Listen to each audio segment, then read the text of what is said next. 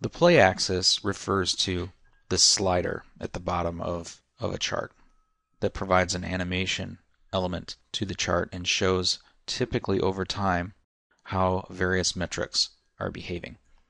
This adds a really interesting dynamic and interactive element to the charts, and I think you can see that this really makes this chart more interesting and more informative than it would be if it was just a series of static monthly charts that we were flipping through.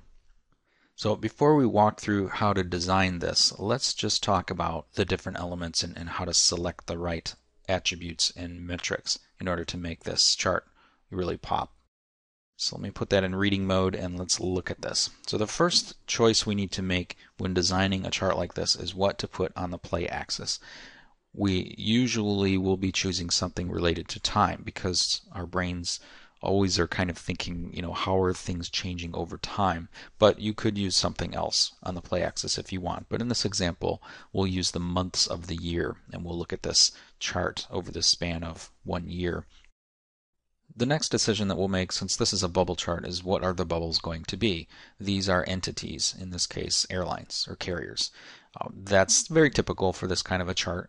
One thing you'll need to think about is just how dense do you want to make this. These kinds of bubble charts work pretty well when they have up to maybe 10 bubbles or a consumable number.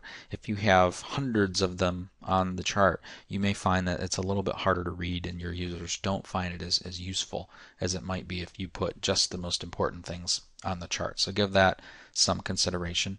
The third thing to think about is what are the size of those bubbles going to be. Typically you want those to be some kind of a volume metric.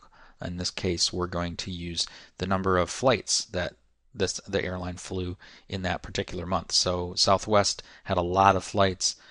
Continental had the least amount of flights, and I can see that pretty easily by seeing the size of the bubble. Next, you could use a different metric for the color of the bubble over time. In this chart, I won't do that, but you can actually have the color of the bubble change depending on the series over time.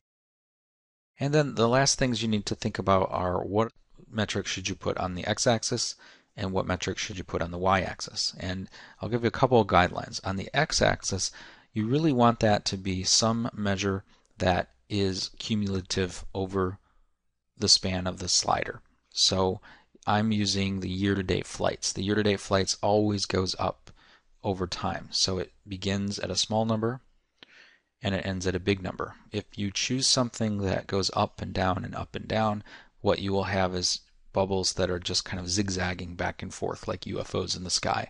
Your users might not find that as useful as a chart like this where the bubbles are moving continuously across the chart, which is a natural thing for people to track.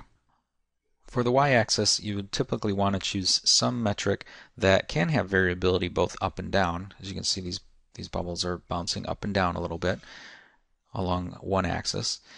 I would suggest choosing some metric that has a range that fits each of the entities very well. So percentages work really well. Sales amount would work pretty well for regions where all the regions were about the same size. You might want to avoid a situation where the range was extreme and you had most of your bubbles are going to fall into the bottom of a range, but one or two are going to be at the very top of a range. That might not work quite as well because in a way you want this to look a little bit like a horse race and not so much like a lot of disconnected bubbles off on different parts of the chart. So I know that's maybe not the greatest way to explain that, but hopefully that gives you the idea. So those are the design points I wanted to cover with the play axis. And hopefully that gives you a good sense of what we're trying to accomplish and the different metrics and attributes and where they best belong. So let's move on to the next lesson and actually build this chart so you can see how the mechanics of layout actually work.